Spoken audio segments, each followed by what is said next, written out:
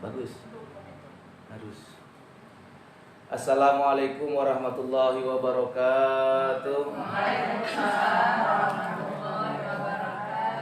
Alhamdulillah rabbil alamin.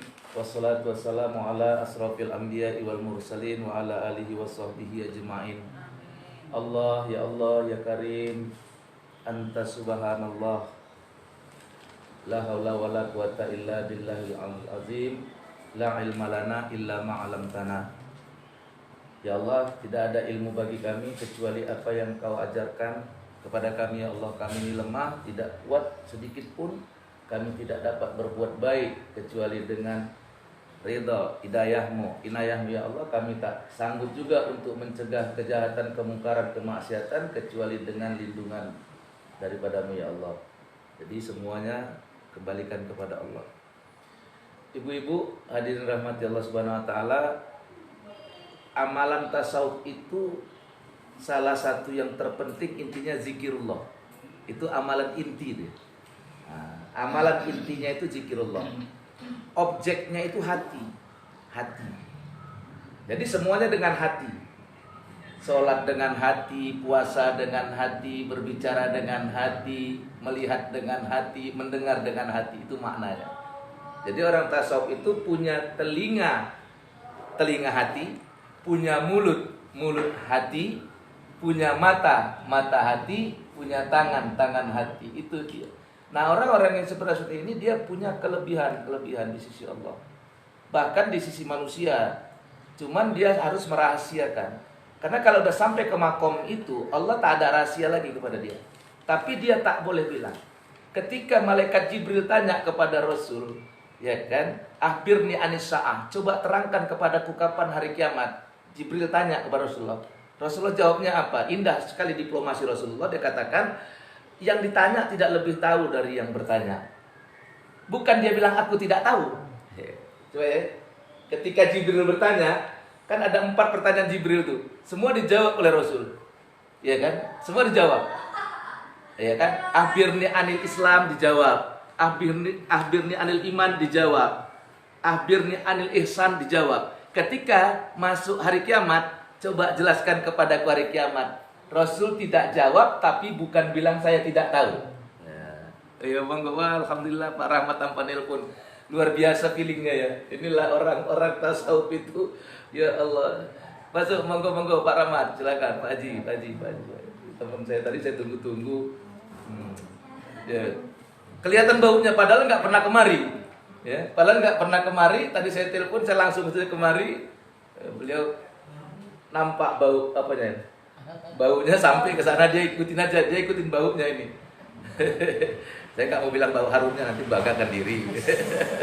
Jadi saya bilang dia nyium baunya sampai kemari, padahal dia nggak pernah kemari. Lama kami nggak jumpa tadi. Beliau telepon saya mau minta untuk malam tahun baru di masjidnya beliau. Jadi saya udah ada malam tahun baru. Ya, jadi walaupun begitu, ayo ketemulah, lama nggak ketemu. Beliau juga orang tarekat ya, beliau juga orang tasawuf. Alhamdulillah Pak Haji Rahmat namanya. Izin Pak Haji, saya lanjutkan Pak Haji ya. Ya. Nah, alhamdulillah. Baik Ibu. Nah, ketika Jibril tanya, akhbirni anis sa'ah, coba katakan kepadaku kapan hari kiamat. Nabi tidak jawab. Tapi Nabi bukan bilang saya tidak tahu. Apa artinya?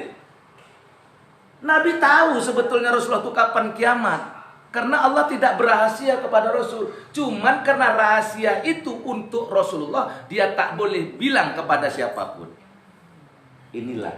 Jadi tidak ada rahasia Allah. Kematian rahasia. Tapi rahasia Allah itu akan Allah bukakan kepada kekasihnya. Nah, makanya hari kiamat nggak dibilang Nabi. Bukan Nabi nggak tahu. Tidak boleh membocorkan rahasia. Berbeda kalau kita. Kalau kita sikit-sikit rahasia, jangan bilang-bilang ya. Bilang juga. Jumpa lagi, jangan bilang-bilang ya. Jumpa lagi, cuman kita 2 ya. Udah berapa 2 orang yang dia bilang. Nah, ini kita. Sebenarnya kalau rahasia itu rahasia. Makanya bagi orang-orang yang sebegini, hatinya sudah tak ada rahasia. Maaf, matinya pun dia tahu kapan. Cuman karena itu rahasia Allah sama dia tak boleh bilang. Orang-orang yang begini nggak nampak kesaktiannya, karena kesaktiannya dalam batin. Ketika Nabi Musa sudah bisa membelah lautan dengan tongkatnya, kemudian tongkatnya bisa jadi ular besar, tongkatnya dipukulkan ke batu memuncratkan air, maka Nabi Musa ketika khutbah ditanya sama jamaahnya, "Ya Musa, siapa orang yang paling tinggi ilmunya?" Apa kata Nabi Musa? "Akulah." Akulah orang yang paling tinggi ilmunya. Seketika itu Allah langsung kacek. Bukan kamu Musa orang yang paling tinggi ilmunya. Walaupun kamu bisa membelah lautan, walaupun kamu bisa tongkatmu menjadi ular, walaupun tongkatmu bisa memuncratkan mata air dari batu, kamu bukan orang yang paling tinggi. Yang paling tinggi ilmunya adalah hambaku yang soleh, Nabi. Maka kau belajarlah sama dia. Nabi Musa disuruh belajar sama Nabi Khidir. Nabi Khidir nggak nampak kesaktiannya. Nabi Musa nampak ya? Nampak, dapat disaksikan. Nabi Khidir enggak. Belajar apakah Nabi Musa kepada Nabi Khidir? Belajar sabar. Sudah dapat kesaktian nggak sabar. Nah, rupanya puncak ilmu itu sabar. Puncaknya itu sabar. Siapa yang bisa sabar? Orang yang berzikir. Innallaha ma'as sabirin. Itulah yang mau kita bahas pada siang hari ini. Nah, di pengajian-pengajian manapun udah sering dibahas itu. Ayo zikir itu wajib, zikir sebanyak-banyaknya itu udah dijelaskan. Tapi bagaimana berzikirnya itu yang stop di situ. Nggak dijelaskan. Bagaimana zikirnya nggak dijelaskan. Bukan salah, karena kita nggak rutin. Nah, kita ini kan rutin, makanya terus bersambung. Kita nggak boleh nyala-nyalakan. Nah, saya sudah sering menjelaskan bahwa zikir hukumnya wajib, zikir sebanyak-banyaknya sudah saya jelaskan. Maka pada hari ini, pada siang hari ini, karena kita kajian tasawuf kan harus fokus ya. Nah, apa yang kita bahas? Martabat zikirullah. Jadi zikir itu punya martabat, punya makom. Ada martabatnya, ada kelasnya. Ada zikir syariat, ada zikir tarekat, ada zikir hakikat. Ada tiga dia. Zikir syariat itu menyebut nama Allah, menyebut dengan mulut, dengan lisan. Itu zikir syariat. Zikir tarekat itu dengan mengingat akal. Mengingat Allah. Zikir hakikat itu merasakan beserta dengan Allah. Rasa hati tempatnya. Nah, di sini kita makin dalam ya Bunda ya. Makin dalam ya. Makin dalam. Kemarin waktu di majelis zikir saya ada satu orang jemaah yang dapat, yang pernah saya alami, masuk hakikat zikir itu. Wah, luar biasa dapat. Itu nanti saya ceritakan. Ya, hal-hal yang harikul adat itu, hal-hal yang di luar adat kebiasaan. Jadi kekaromahan seorang ulama itu banyak. Cuman ketika kita mendengar itu kita katakan nggak masuk di akal. Kenapa? Karena kita nggak buat amalan seperti mereka. Kalau kita buat amalan kayak mereka, kalau kita buat amalan seperti mereka, kita dapat karomah seperti mereka. Cuman kita nggak buat amalan. Orang tahajud kita tidur. Sampai sering saya baca pantunnya. Senang sekali saya pantun yang baru ketemu itu. Jambu kelutuk di atas tanduk itu kemarin. Pura-pura tunduk rupanya ngantuk. Iya, Bunda Sulis waktu saya bikin begitu, wah ngekeh dia.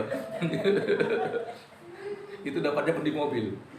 Yang saya bawa itu ada anggota saya itu kalau malam payah tidur, susah tidur itu terhadap pesantren kita kan. Jadi dia itu susah tidur malam, tapi kalau di mobil ya kan ngenes juga Pak. Baru 5 menit jalan, tak sambil jalan jambu kelutuk di atas tanduk, tak bilang ya kan, membangunkan dia. Saya paling nggak suka membangunkan orang tidur, itu kebiasaan saya. Baik, jadi zikir yang martabat yang pertama itu martabat syariat itu menyebut nama Allah, menyebut. Alatnya apa? Lisan, lidah. Subhanallah, alhamdulillah, Allahu Akbar, ya Latif, ya Kafi, ya Rahman, ya Ghafur. Apa saja semua itu namanya zikir menyebut. Ini makom syariat. Ingat apa tidak ingat kepada Allah waktu menyebut, tetap dapat kebaikan. Atau kalau mau dibilang pahala, tetap dapat pahala. Orang yang ingat waktu menyebut Allahu Akbar, dapat pahala. Nggak ingat kepada Allah, asal nyebut, dapat pahala. Kalau mau kaji pahala. Walaupun hakikat kaji tasawuf ini bukan cari pahala ya. Nah, jadi nggak ada, kita nggak mau merendah-rendahkan. Ada orang-orang torekat, orang-orang tasawuf merendahkan. Oh itu zikir kulit-kulit, itu nggak ada gunanya. Jangan. Tidak. Inilah bedanya tasawuf saya. Bedanya bukan lebih hebat, lebih toleransi. Saya itu ngajinya itu bukan saya lebih hebat. Saya lebih toleransi kepada perbedaan pendapat. Lebih legowo menerima perbedaan pendapat. Kenapa? Karena saya yakin sepenuhnya bahwa yang saya dapat ini dari Allah. Enggak bisa tidak. Gitu. Jadi zikir yang pertama tadi nyebut, ibu nyebut, nggak ingat kepada yang disebut tadi, nggak ingat nama, itu ibadah. Itu ada pahalanya. Tapi ada sebagian orang yang sudah mengaku tinggi sekali kajinya, mengatakan kalau nyebut nggak ingat nggak ada guna. Ini yang keliru. Sama kayak ada orang, maaf ya bunda ya, ini ngaji-ngaji baru sekarang ini, baca Quran kalau nggak tahu artinya nggak ada guna. Sering denger ini ya? Sering denger. Ini kebablasan orang, Bu. Itu kalam Allah. Jangankan membaca satu kalimat, apa kata Nabi, satu huruf saja dibalas 10. Nggak ada dibilang harus tahu artinya. Lah orang sekarang ini ngomongnya Quran hadis, tapi begitu menghujah orang nggak pakai Quran. Ini makanya cari ngaji yang bener lah, Bu. Di YouTube itu 90% kajian itu kalau kita udah pahamnya udah ngalah, lari. Makanya sekarang saya memanfaatkan teknologi untuk mengimbangi dakwah-dakwah yang keliru. Insya Allah nanti, ini maka tadi saya panggil undang beberapa bunda tadi ini. Insya Allah salah satu dakwah elektronik kita mau buat film dakwah yang pemerannya ibu-ibu majelis taklim. Saya peran utama nanti. Ini saya dah bicara ada kita mau buat itu, ya Bu ya. Ini kan belum pernah dibuat orang. Belum. Lanjut, Ustaz. Peran utama. Kita harus manfaatkan teknologi ini. Kalau enggak kita ketinggalan loh. Bener kan? Setuju ya? Nah, saya begitu kan kemarin itu kan datang ke pesantren kita, datang itu anak. Ya anak ini perlu binaan lah. Dia punya kemampuan tapi akhlak dia agak kurang. Ya. Tapi ini susahnya Siregar pula kan gitu. Jadi udah berudak dia sama kita. Ini kalau Siregar ini memang kalau baik, nauzubillah baiknya enggak tanggung-tanggung. Tapi kalau bejat ampun kita. Kalau enggak kena caranya. Oh gitu. Bela ya pasti ada yang bela itu. Enggak apa-apa. Iya kita tahu itu. Ya itu juga ya. Kalau baik, waduh kepalanya pun dikasih ke orang. Tapi kalau tadi nggak kena caranya, jangan ya, dosanya pun nggak dikasihnya itu. Kalau nggak kena, iya. Nah iya itu ya Bu ya, Bunda. Insya Allah. Jadi salah satunya tadi saya udah 2 malam yang lalu dia datang ke pesantren, saya ngomong-ngomong. Saya punya program apa Ustaz? Saya punya program gini-gini. Ini LQTP udah ada. Jadi LQTP nanti mungkin setelah ini kita bisa bicara nanti beberapa bunda-bunda. Saya jangan pulang ya dulu ya. Setelah ini ya nanti kita mau bicarakan itu lebih lanjut. Siap. Nah ini kita lanjutkan kaji kita. Nah, jadi ada orang yang mengatakan begitu. Tidak, membaca Quran tidak tahu artinya itu ibadah. Ibu punya guru saya. Guru tasawuf ini bertanggung jawab terhadap apa yang diajarkannya kepada murid. Itu bedanya. Apa yang saya ajarkan ini tanggung jawab sampai akhirat. Kalau ibu cuma nengok YouTube nggak ada yang tanggung jawab. Kalau seandainya benar yang saya katakan itu daripada Allah, dan kalau ibu salah mengamalkannya karena saya salah mengamalkannya, ibu tidak berdosa. Itulah bedanya guru tasawuf dengan guru yang biasa. Tanggung jawab. Makanya hati-hati sekali. Makanya pesan guru saya, Jamal jangan sampaikan di taklim sesuatu yang belum kau amalkan dan sesuatu yang belum kau rasakan.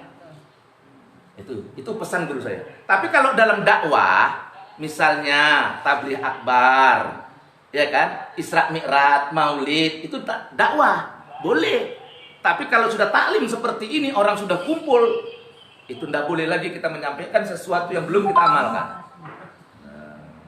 Karena diancam Allah, kabura maqtan indallahi an taqulu ma la taf'alun. Sangat besar marah Allah kepada orang yang berkata tidak itu ancaman. Itu kalau dihayati sulit kita mau ngomong. Nggak seenak itu ngomongnya. Kamu mengatakan itu apa ya? Makanya rata-rata guru tasawuf, gara-gara itu namanya mursyid, itu pasti ilmunya bukan dari YIN, walaupun dia tamatan YIN. Bukan. Itu nanti rahasia-rahasianya kita sampaikan. Termasuk apa yang kami sampaikan. Mungkin kalau ibu tengok nanti bukunya, nggak ketemu bukunya. Jadi membaca Quran tidak tahu artinya ibadah. Ada gunanya banyak. Karena kata Rasul, Quran itu dibaca bukan tahu artinya. Satu huruf dibalas dengan 10 kebaikan. Satu huruf. Kalau harus tahu artinya, maaf, tanya sama yang bilang itu. Tanya sama dia. Oh, mesti tahu artinya. Coba arti Yasin apa? Alif Lam Mim apa artinya? Hah? Alif Lam Ra apa artinya? Coba. Gelagapan enggak itu? Katanya baca Quran harus tahu arti. Kalau enggak tahu arti enggak ada bu. Nah, tanya sama dia, Alif Lam Mim apa artinya? Iya kan? Nah, banyak kan? Alif Lam Ra, Yasin, banyak. Coba tanya sama dia artinya apa? Nah, jangan enak, mulutmu hati-hati kalau memberikan fatwa, hati-hati kamu. Jangan sembarangan. Makanya orang-orang yang begitu kajinya itu cuman berani berhadapan dengan orang-orang awam. Coba ngomong sama orang alim yang punya ilmu, kalau enggak babak belur. Jadi yang pertama zikir tadi, zikir syariat, zikir dengan menyebut. Apa saja sebutannya, Bu? Ingat nggak ingat kepada yang disebut, ingat nggak ingat kepada Allah, asal menyebut nama Allah, ibadah. Itu masuk zikirullah. Tapi tingkat syariat, tingkat dasar, bukan salah. Nah, ada pula orang-orang tarekat atau orang-orang tasawuf yang menyalahkan. Oh, itu nggak ada apa-apanya kalau baru nyebut-nyebut aja. Dasar. Itu ibu beruntungnya. Kita beruntungnya. Saya beruntung ketemu dengan guru saya yang bisa mengajarkan ini. Ibu beruntung bertemu dengan saya yang artinya dalam memberikan statement kita tidak mau menangnya sendiri. Walaupun kita sudah sampai ke tingkat ini, kita tidak mau menyalahkan orang yang di tingkat di sini. Nah, ini Bu. Yang susah sekarang dia belum kemari, dia udah nyalakan ini. Kemari aja belum. Allahu Akbar. Ya kan? Nah ini yang manungsa sing kaya ngene iki. Aduh, Bu angel Bu. Aku nyari guru yang seperti guruku, ya Allah, enggak ketemu sampai sekarang. Orang yang mengajarkan dengan hati, orang yang mengajarkan itu dengan apa, Bu? Guru. Mal, nek perak ngajar mal, kaya dulu lah mal. Kalau kamu ngajar kaya dulu lah mal. Baru diterangkan makna kaya itu apa. Luar biasa. Jangan nanti ngajar memanfaatkan murid-muridnya sedikit mau pergi ke Jakarta, lapor urunan. Guru saya itu aneh, jumlah dia ngasih ilmu sama saya tak terkira. Jumlah duit yang dia kasih sama saya lebih banyak dari jumlah duit yang saya kasih sama dia. Dia guru saya. Ilmu yang dia kasih tak terhingga sama saya. Luar biasa. Sebaliknya, uang yang dia kasih, materi yang dia kasih sama saya lebih banyak. Masa ada guru ngasih kendaraan sama muridnya? Saya kan sekarang ibu tengok, dulu saya susah. Jangankan mobil. Saya masih ingat belajar ke guru saya nggak pulang-pulang. Kenapa? Karena saya naik angkot. Jam 9 saya pergi ke rumah guru saya. Saya nggak pulang. Kenapa nggak pulang? Nggak ada kendaraan lagi. Kalau udah jam 12 malam saya mau pulang, nggak ada lagi kendaraan. Saya tidur. Di rumah guru saya apa dia bilang, habis majelis yang rame-rame, mal kalau tadi yang saya kasih, yang Bapak kasih tadi 1000 watt, itu berbagi kalian. Ada yang dapat 100 watt, ada yang dapat 50 watt, ada 20 watt. Tapi malam ini yang lain sudah pulang, kau berdua sama Bapak, 1000 watt kan untuk kau mal. 1000 wattnya nggak berbagi mal. Kau tangan kananku, kau tangan kiriku, kau kaki kananku. Maka sampai sekarang pun saya merasa masih dalam bimbingan guru saya. Tidak mati. Quran mengatakan, sudah saya jelaskan ya beberapa. Susah kita. Tidak ada kereta mal. Nah, ini Vespa bawa mal, bawa. Untuk kau dakwah, bawa, pakai. Bisa saya kredit kereta, dia tahu. Nampaknya kau udah punya kereta ya katanya. Nah itu batinnya guru. Nampaknya kau udah punya kereta ya katanya. Iya Pak, kredit Pak, baru 3 bulan. Udah. Vespanya bawa sini.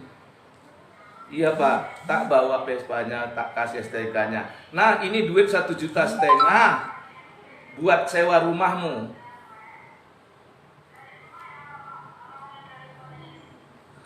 Vespanya Bapak kasih kepada Daud, murid yang lain. Tak kasih sama dia. Lah aku membalikkan kereta dia, itu Vespa dia membalikkan kok malah dikasih duit tuh Pak.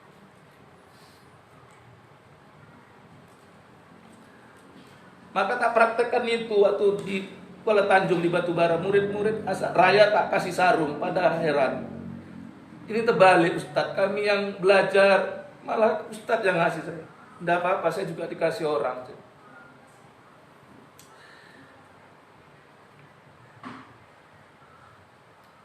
Maka itu hubungan batin seorang guru dengan murid tasawuf ini luar biasa. Kemarin itu kalau ibu nanti boleh buka YouTube saya, itu saya kaji tentang 5 adab menuntut ilmu. Saya baru masuk di satu mutolabah. Bagaimana adab guru dengan murid, bagaimana murid dengan guru, bagaimana adab guru dengan guru. Itu saya jelaskan di YouTube, sudah ada saya masukkan di YouTube. Nah, banyak-banyaklah menyebut nama Allah. Karena kalau kita menyebut nama Allah itu memang kita masih jauh. Kita menyebut itu memanggil, kan memanggil. Allahu Akbar, la ilaha illallah, la ilaha illallah. Kita menyebut dia, ingat nggak ingat, kita ibadah. Kerjakan itu dasarnya. Banyak menyebut, banyak mengucap. Dalam keadaan kita duduk, dalam keadaan kita berdiri, berjalan, sebut dia. Terkejut, sebut dia. Takjub dengan sesuatu, sebut Allah. Subhanallah. Dapat musibah, inna lillahi wa inna ilaihi raji'un. Melihat yang bagus, Masya Allah. Sebutlah dia sebanyak-banyaknya. Kapan saja kau lagi duduk. Fa idza qadaitumus salata fadhkurullaha qiyaman wa qu'udan wa ala junubikum. Apabila kamu telah selesai mengerjakan solat, maka berzikirlah kepada Allah pada saat kau berdiri, duduk dan berbaring. Kapan saja. Sebut namanya. Kalau kau sebut nama Allah, tidak akan datang setan. Itu masih menyebutnya. Bahkan kata Nabi, apabila seseorang bertemu dengan aku dalam mimpinya, maka pasti dia bertemu dengan aku, karena setan tidak bisa menyerupai aku. Barang siapa yang dalam mimpinya bertemu dengan Allah, maka sesungguhnya dia bertemu dengan Allah, karena setan pun tak bisa menyerupai Allah. Maka kalau kau sebut nama Allah, nggak mungkin jin yang datang. Kecuali kau niatkan. Di situ nanti baru kita berzikir, hati-hati. Tidak bisa saya jelaskan lagi. Jadi itu dulu, masuk dulu. Sebut aja namanya, sebut aja. Kalau kau belum kenal kepada Allah, banyak-banyak kau sebut namanya. Kita belum kenal, banyak-banyak sebut namanya. Kalau kau belum bisa kepada Allah, maka kau dekati orang yang sudah mengenal Allah. Kau dekati dia. Maka sampai orang tasawuf bilang, jangan kau bergaul dengan orang yang dilalaikan hatinya, maka hatimu pun akan lalai. Kita duduk saja dengan orang-orang soleh ahli zikir, mancar zikirnya. Maka nanti ibu, kalau sudah ngamalkan zikir, ibu pergi kemana ke suatu tempat, nanti jumpa sama orang, kau lain nengok kau lah. Ibu tanya aja tinggal, ngamalkan zikir ya? Iya. Saya udah berapa kali kayak gitu. Ustadz macamnya saya nggak asing lagi sama Ustadz. Padahal baru sekali jumpa. Bapak zikir ya amalannya? Iya Ustadz. Ya udah, satu amalan. Nah gitu aja. Itu nggak bisa. Jadi ketemu tuh, channel tuh ketemu aja. Ini aja demi Allah. Saya nelpon tadi, makanya agak lama saya nunggu Pak Rahmat kan, saya bilang, Pak, saya tempatnya di sini, saya bilang kan gitu. Saya maka takut tadi ini takutnya nelpon, tahu tadi enggak datang aja kan. Paling enggak, dia memang saya bilang Gang Makmur, tapi mana Gang Makmur pada soal itu aja. Dia sampai aja kan. Itu enggak bisa, maka itu banyak hal-hal yang seperti itu. Baik lagi. Jadi zikir tadi sebut aja. Nah, ingat nggak ingat sebut, itu dasarnya. Perbanyak menyebutnya. Kapan? Itu tingkat dasar. Tingkat yang kedua zikir torekat. Tadi zikir syariat dengan menyebut alatnya itu. Yang kedua zikir torekat. Torek itu jadi syariat itu undang-undang peraturan. Kalau torekat ini jalan artinya, torek jalan. Jadi zikir torekat ini adalah zikir, dia udah menjalankan itu, nggak banyak menyebut, mengingat. Ya, jadi zikir torekat itu udah mengingat, bukan nggak menyebut, tapi lebih banyak mengingatnya.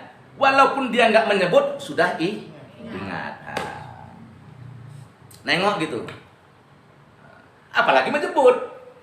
Subhanallah, langsung connect ke Allah. Alhamdulillah, connect ke Allah. Enggak pun dia menyebut, tapi sudah ingat. Kan udah lebih baik di tingkatnya, Bu ya. Bukan salah yang pertama ya. Ingat ngaji sama saya jangan nyalah-nyalakan. Enggak ada kamu saya nyalah-nyalakan orang yang sudah beramal. Orang yang sudah sholat enggak husuk pun udah bagus. Daripada enggak sholat. Yang enggak sholat pun sudah bagus, enggak ganggu tetangganya. Ini udah enggak sholat, ganggu tetangga ya. Jadi itu enaknya ngaji tasawuf di situ. Makanya orang tasawuf itu awet muda kayak saya. Awet mudanya Pak enggak ribet. Enggak ngurusin orang, ngurusin diri sendiri. Nengok-nengok yang gitu, enggak sebel, enggak sebel. Nek wong Jawa ngomong enggak sebel. Eneng sing wong Jawa gini. Oke, sing Jawa. Awak dhewe lah sing wong Batak, tapi wis Cina. Batak Cina ini. Batak Cina. Itu udah lebih bagus saja, jangan salahkan. Jadi saya nggak mau punya murid itu menyalahkan. Salahnya kita menyalahkan orang itu, kita udah salah. Enggak. Kita bisa begini pun itu karena Allah yang naikkan. Lah kita bisa ngajar gini. Saya termasuk orang yang malas membaca, Bu. Malas membaca. Tapi orang tanya sama saya, Ustaz, bagaimana supaya saya ceramah nggak habis bahan? Ceramahkanlah ilmu Allah. Jangan ceramahkan ilmumu. Kalau kau ceramahkan ilmumu habis bahan. Kenapa? Wa ma utitu minal ilmi illa qali. Enggak diberikan kepada kamu ilmu kecuali sedikit. Yang sedikit kau kasih entek. Kalau ilmu Allah sampai dunia kiamat enggak habis. Maka ceramahlah ilmu Allah, jangan ilmu manusia. Itu saya bilang. Nah, zikir tarekat itu mengingat. Duduk enggak nyebut udah ingat. Sholat apalagi ingat. Puasa apalagi ingat. Haji apalagi ingat. Ingat dia sudah. Waktu dia menyebut nama Allah dia ingat. Waktu dia tidak menyebut nama Allah dia pun sudah ingat. Tapi apa kekurangannya masih? Bukan kesalahan ya. Ingat bahasa saya ini, bahasa tasawuf itu harus betul-betul gimana bilangnya? Saya nggak nyalakan. Tapi ingat masih ada kekurangannya. Bukan salah. Kekurangan orang mengingat ini apa? Kekurangan orang yang mengingat dalam zikir ini apa? Biasanya lebih banyak lupa daripada ingatnya. Betul kan? Kita terus terang, ibu-ibu saya tanya, ibu-ibu yang punya suami atau yang punya anak, ingat nggak sama suami? Ingat. Ingat nggak sama anak? Ingat. Mana lebih banyak ingatnya sama lupanya? Itu dia. Kita ingat tuh masih lebih banyak lu. Apalagi bapak-bapak. Aku kasih bandingan gitu. Kalau guruku bilang, Mal, jelaskan agama ini pakai nas Quran hadis, kemudian dibayangkan, disarahkan dengan contoh. Itu contoh. Jadi untuk mendekatkan paham pakai contoh. Kan gitu kan? Di situ belajar tasawuf tuh pakai bayang tuh contohnya ada. Kalau orang ingat, antara ingat dengan lupa itu kan pasangan tuh. Bener nggak? Pasangan ingat lupa. Nah, terus mana yang lebih dominan? lupanya. Betul nggak? Orang sholat aja gitu kok. Sholat aja, kalau kita mengingat Allah udah bagus kan? Lalu ingat Allahnya waktu sholat, melupanya mana banyak? Banyak lupanya. Karena kita masih mengingat. Salah tidak, itu masih makom kita. Di sini bu enaknya ngaji tasawuf ini, nggak salah, masih makom. Allah aja nggak menghukum kok. Kok manusia ini kadang-kadang menghukum orang, ya Allah, nggak ada gunanya, masuk neraka, sesat, bid'ah. Ya Allah, sampean iki ngaji mbek sopo? Gurune sopo? Imami sopo? Iki sing ting Jawi teko iki.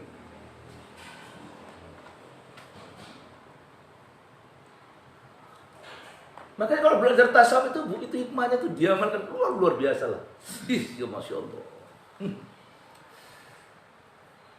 Hidup nikmat, hidup enak, mati nikmat, barjah pun nikmat. Begitu ya.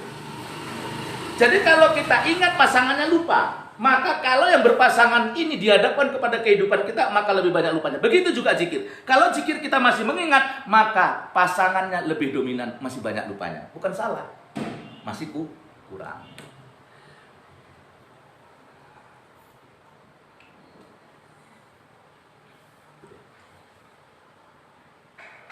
Tapi sudah lebih baik daripada zikir syariat tadi ya. Naik lagi ya, naik.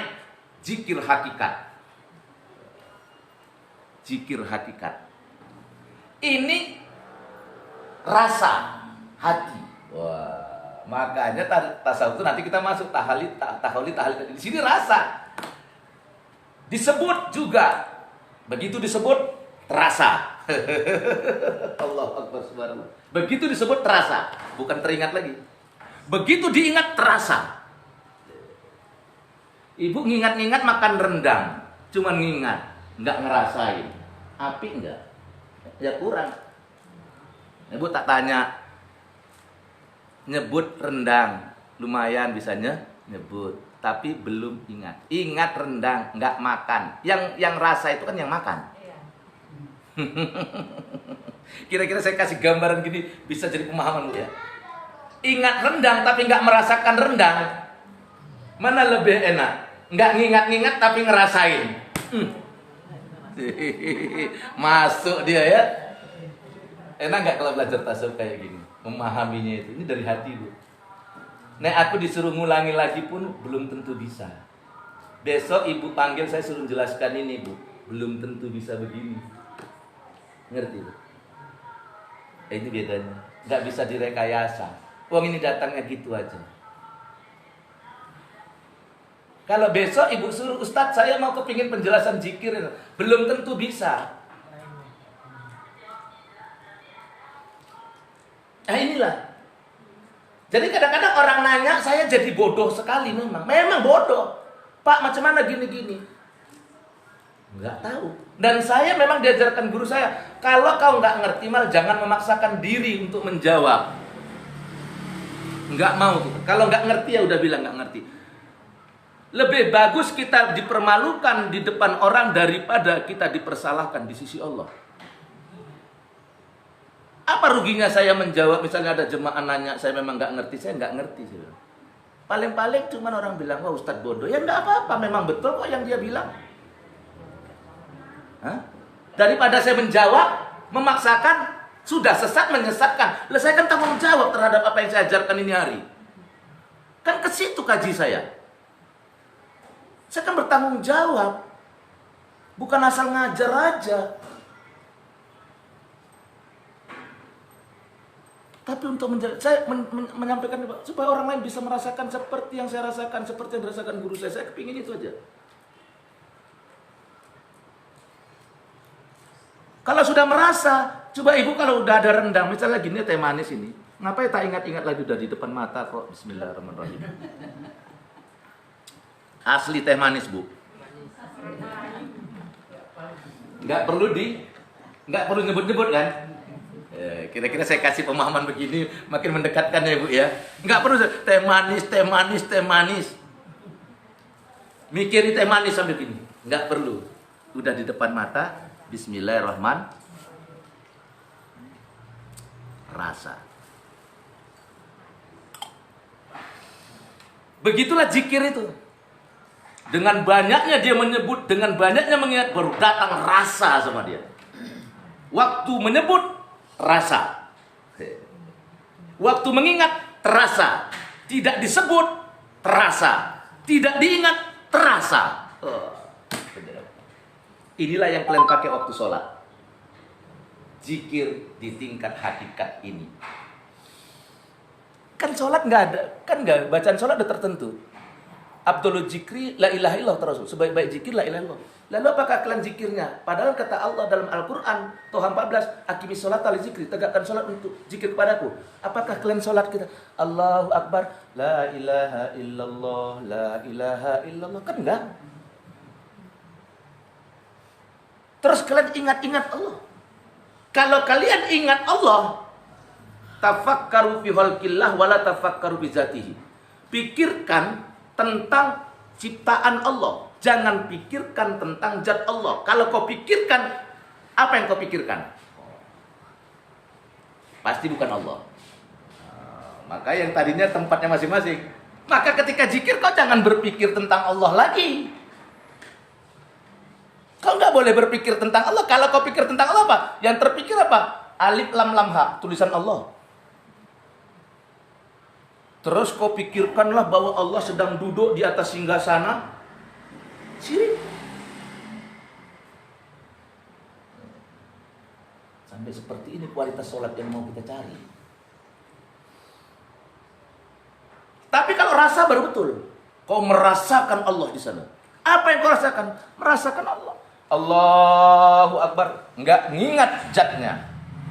Tapi merasakan Allah yang ngangkat. Allahu Akbar, Allah yang merukukkan. Kau memandang af'al Allah terjadi dalam dirimu, enggak salah. Bukan memandang zat Allahnya. Perbuatan Allah itu. Ini perbuatan Allah, bukan memandang zat Allahnya.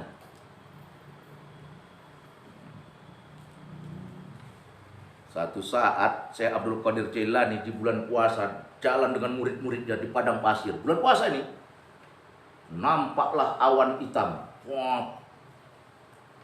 Awan hitam tadi bersuara di belakang. Saya Abdul Qadir Jailani di belakang murid-muridnya. Murid-muridnya duluan. Awan hitam tadi berkata, "Saya Abdul Qadir Jailani, aku adalah Tuhanmu." Kata awan hitam. Hari ini aku halalkan apa yang aku haramkan kepada orang lain. Aku bolehkan kalian tidak berpuasa, tidak berdosa, kata suara tadi. Ambillah di sana ada pohon kurma yang sedang berbuah. Makanlah sekarang, kalian tidak lagi berdosa. Lari murid Syekh Abdul Qadir Jailani menghampiri itu semua. Begitu muridnya mau mengambil buah kurma tadi apa? Stop, berhenti. Jangan. Balik saya Abdul Qadir Jailani, dia tengok orang. Nyah kau, iblis kau. Apa kata? Kenapa kau tahu aku iblis? Apa kata saya Abdul Qadir Jailani? Tuhanku Allah tidak menunjukkan zatnya dengan bentuk apapun. Tuhanku bukan cahaya, Tuhanku bukan awan, katanya. Itu yang satu, aku tahu bahwa kau iblis. Yang kedua, Allah tidak pernah membeda-bedakan hukum kepada umatnya. Halal kepada seseorang, haram pada yang lain. Kalau halal sama orang yang beriman, semua orang beriman halal. Kalau haram, haram semuanya. Tidak dibeda-bedakan. Wah, di situ cerdasnya orang-orang tasawuf tuh. Cerdas dia, orang-orang yang kita tahu dia. Jadi di situ. Inilah makom zikir, zikir hakikat. Barulah nanti terbuka makrifat itu tadi. Wah. Jadi di sini makomnya sampai makom hakikat dulu. Makom makrifat itu nanti. Oh, sampai di sini lah makom. Di sini lah. Ustadz macam mana saya begitu? Apa yang Ustadz kasihkan ini, ya Bunda ya, ini cuman paham. Pemahaman ilmu itu ngecas. Karena murid itu perlu dicas. Jadi untuk sampai ke situ bagaimana? Sampai kerasa. Kita kan sekarang ya kita zikir banyak, zikir kita dengan zikir. Mungkin berbeda-beda. Jadi bagaimana merasakan kita itu sudah sampai kerasa bagaimana? Kira-kira apa yang kita dapatkan itu tadi? Kadang-kadang kita membutuhkan. Kadang-kadang dalam hati dengan zikir ini Allah beri kekuatan kepada kita. Tapi kita kan nggak tahu rasa itu di mana rasanya sebenarnya rasa zikir itu. Benar. Ya, baik.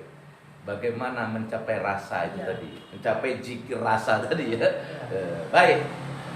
Di sini yang paling perlu ada riadah dan mujahadah. Artinya riadah latihan, mujahadah sungguh-sungguh serius. Artinya buat amal-amal luar biasa yang berbeda dengan amal-amal orang awam.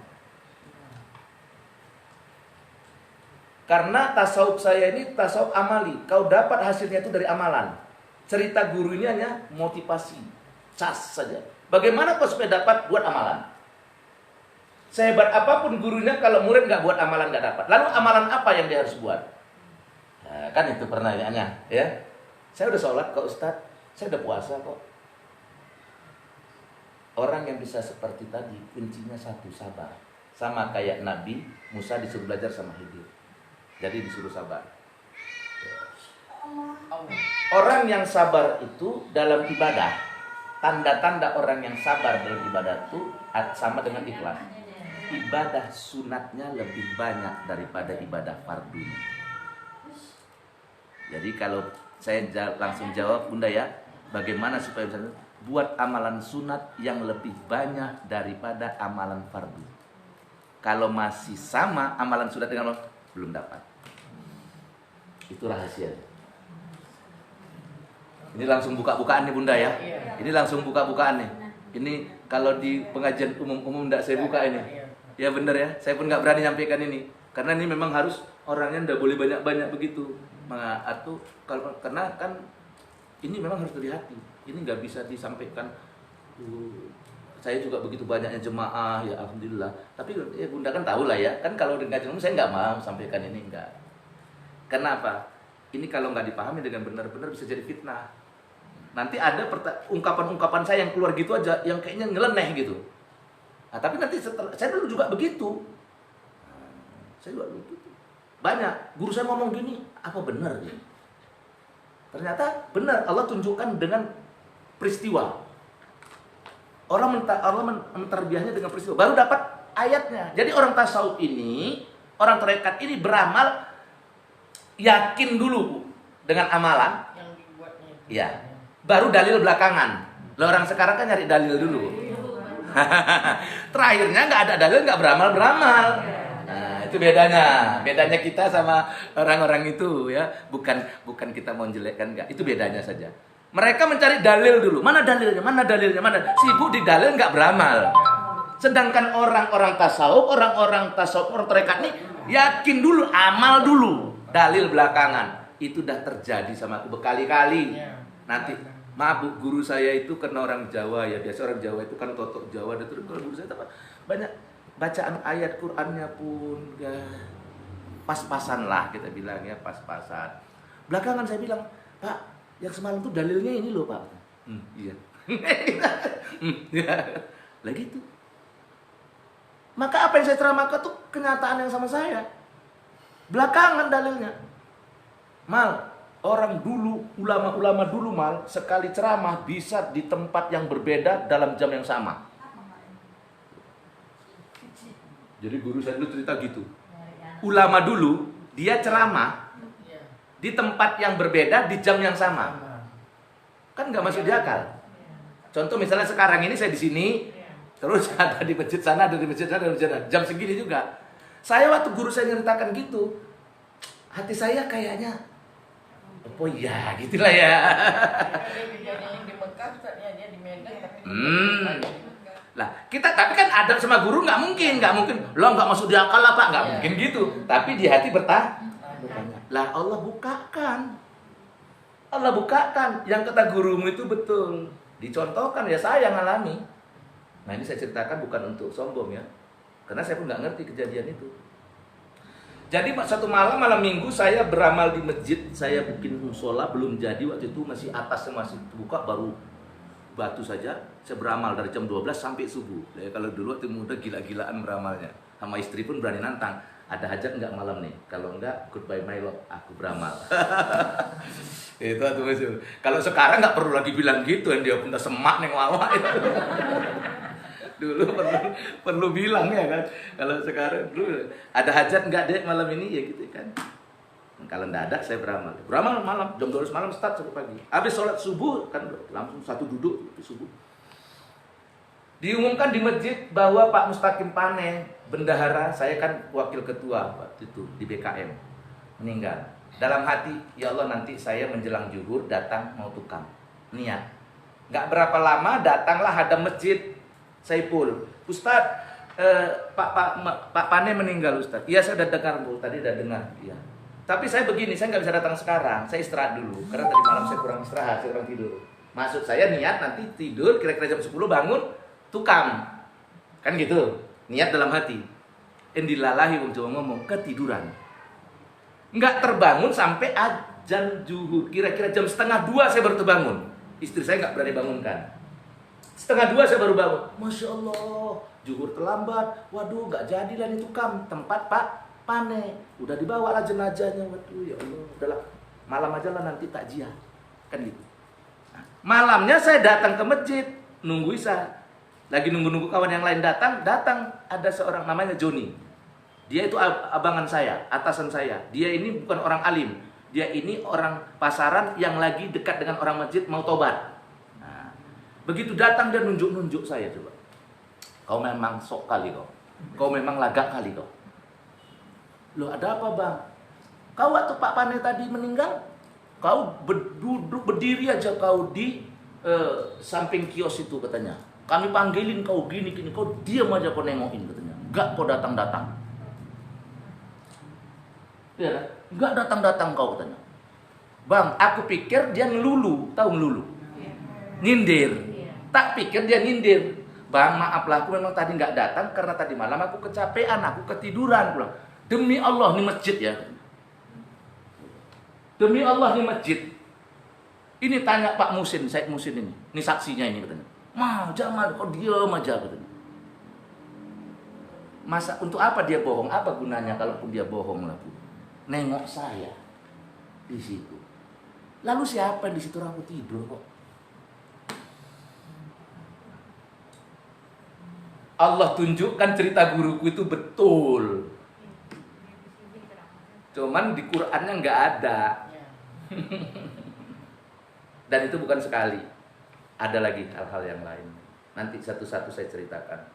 Dan niat saya menceritakan sebagai murid, sebagai guru menceritakan itu kepada murid untuk memotivasi keyakinan murid. Yang kalau dalam ceramah biasa juga saya nggak sampaikan. Takut. Nah itu Bunda ya. Jadi kalau Bunda tanya bagaimana seperti itu? Rasa.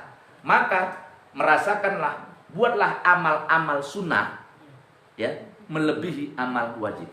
Jadi ibu boleh hitung sekarang sholat. Sholat kita 1 hari 1 malam yang wajib 17. Harus mampu melebihi 17 rakaat sholat sunatnya. Enggak susah. Rawatib aja udah berapa? 14 atau 12? 12. Rawatib aja udah 12. Duha, tahajud, wudu, taubat, witir, selesai urusan. Targetnya sholat sunatnya lebih banyak daripada sholat fardu. Itu satu. Apalagi rukun Islam berikutnya? Rukun Islam ini 5. Ya, rukun Islam. Itu tadi sholat masuk yang kedua. Yang ketiga rukun Islam itu puasa. Iya kan? Puasa. Puasa 1 tahun paling banyak 30 hari. Nggak mungkin lebih. Harus mampu puasa sunatnya 1 tahun lebih daripada 30 hari. Kita mau masuk ke rasa ini Bu. Sederhana, nggak usah hitung yang lain-lain, nggak usah hitung Rajab, nggak usah hitung Sa'ban, nggak usah hitung itu, hitung Senin Kamis saja. 1 tahun 12 bulan itu 54 minggu, iya kan? Betul? Nah, kurang 4 minggu, 50 minggunya ya betul ya, 50 minggu ya. Kurang 1 bulan kan Ramadan kan? 50 minggu. Minggunya 50. 1 minggu 2. kali 2, 100. Udah lebih. Jadi ini datang sama kita, Bu. Masya Allah. Itu datang sama saya. Jadi kajian tasawuf sama itu nggak ngayal dengan cakap begini, cakap begitu, yang membingungkan sakit kepala. Yang orang senang belajar tasawuf sama saya, alhamdulillah ya, ridho Allah ya. Senangnya itu saya bisa mengemas bahasa yang dipahami. Dan targetnya itu ibadah. Enggak jelimet dengan muter belit-belit kata-kata kan gitu kan. Nah, ada juga tasawuf itu bikin suntuk. Nah itu jelimet di kata-kata yang bikin ini. Makanya katanya berat. Nah itu memang tasawuf yang beda. Kalau saya enggak jelimet, saya rasa seneng kok orang, iya, masuk di akal kok, sesuai Quran, sesuai dalil. Ada yang kuajarkan ini bertentangan, enggak. Makanya dulu waktu aku baru pertama belajar ada juga yang syirik. Ustadz sesat itu alirannya. Terus ada seorang bapak imam yang dia bagus baca Qurannya, apa dia bilang? Kalau yang disampaikan dia sesat, aku nggak mungkin nggak tahu.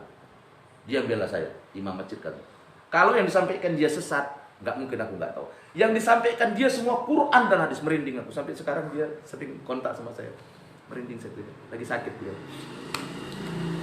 Yang disampaikan dia Quran dan hadis, cuman kita nggak pernah mendengar penjelasan seperti itu. Dia bela saya. Bukan sesat yang diajarkan dia. Yang diajarkan dia Quran dan hadis, cuman kita nggak pernah mendengarkan penjelasan seperti itu. Jadi orang sekarang kan gampang nyesatkan. Karena nggak sama dengan dia. Padahal kalau dia mau jujur, aku jelas kok bukan dari YIN aku dapat ini. 4 tahun aku belajar YIN, nggak dari YIN ini. Yang aku dapat dari gini-gini, dari datangi guru, dari tidur-tidur di rumah guru. Waduh. Nggak bayar, malah dibayar lagi. Ya sekarang lah coba. Masuk masjid itu coba apa nggak enak. Di rumah nggak ada AC, sampai di masjid ada AC, malas orang masuk. Betul nggak? Nah aku enggak, malah suka sampai sekarang. Sampai sekarang tanya biniku, paling suka. Jadi aku udah bilang sama biniku, jatahku di rumah dalam seminggu tuh sekian-sekian, sisanya aku di masjid. Sampai sekarang tak lakoni. Ya tadi malam aku tidur di masjid. Makanya bersyukur saya, untung saya miskin. Kalau kaya nggak ketemu kita. Iya, betul ya. Nah, itu ya. Jadi itu Bunda ya, singkat, tegas, padat ya. Itu aja. Kalau kita mau sampai kerasa itu, jadi nanti dengan amalan sunat itu kita sudah nggak merasa terpaksa, kita sudah pakai rasa. Nah, ada 3. Nanti kita bahas dalam sholat, Bunda. Sholat itu ada merupakan kewajiban, ada kebutuhan, ada satu lagi. Rahasia. Kok nggak sekarang Ustadz? Itu kan rahasia Ustadz. Kalau dikasih tahu sekarang nggak dipanggil lagi. Jadi sholat itu ada 3 macam jenis orang sholat. Sholatnya kewajiban, sholatnya kebutuhan seperti Bunda. Ada satu lagi. Apa itu? Rahasia masih. Akan diungkap pada waktunya. Yakinlah. Terus kita bisa tahu ya Ustadz, kita ini sekarang di level keberapa? Apa sholat itu jadi kewajiban? Nah, bisa. Tapi kita nggak boleh nuduh orang. Kok nampaknya masih kewajiban. Itu yang nggak boleh. Tapi untuk kita, itulah gunanya. Maka pesan guru saya lagi, Mal, baca Qur'annya, hukum dirimu dengan Al-Quran, jangan bawa-bawa Al-Quran hukum orang. Kok nggak cocok dengan ini? Kok nggak cocok? Bukan gitu. Qur'annya dibaca, aku kok nggak cocok sama ini ya? Itu yang betul. Di sini orang tasawuf rahasianya yang luar biasa.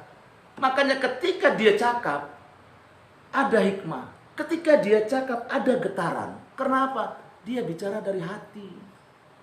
Al-imanu aqdum biqalbi wa qaulun bilisan wa malum bil arkan. Iman itu 3 serangkai. Dibenarkan dulu oleh hatinya. Sebelum dia ngomong, sebelum dia bilang, ini udah benar duluan, baru benar yang dia ngomong, baru benar dalam amalannya. Makanya saya bilang, kita nggak sanggup berbuat baik sekecil apapun, nggak sanggup. Kecuali dengan kudrat dan iradatnya Allah.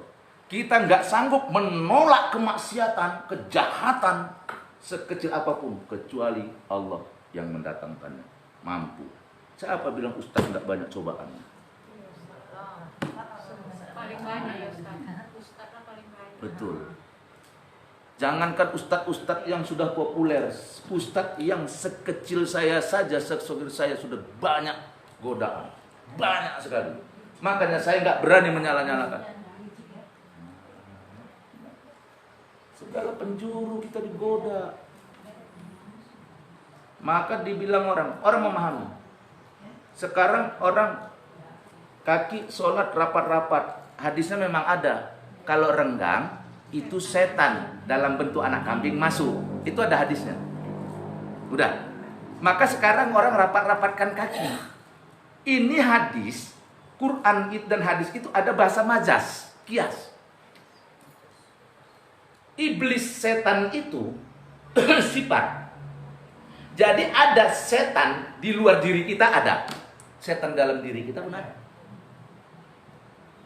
Setan yang di luar diri kita itu kalau azan itu lari terkentut-kentut kata hadis. Dalam hadis itu azan itu takut dia, lari dia kemana-mana. Lalu kenapa kata Nabi setan bisa masuk di tengah orang salat? Setan yang mana itu? Nah itu bahasnya. Di situ orang tafsir. Ini tafsirnya datang sendiri. Memaknanya itu datang rat ini dia. 100 tahun mungkin cuma 1-2 orang saja.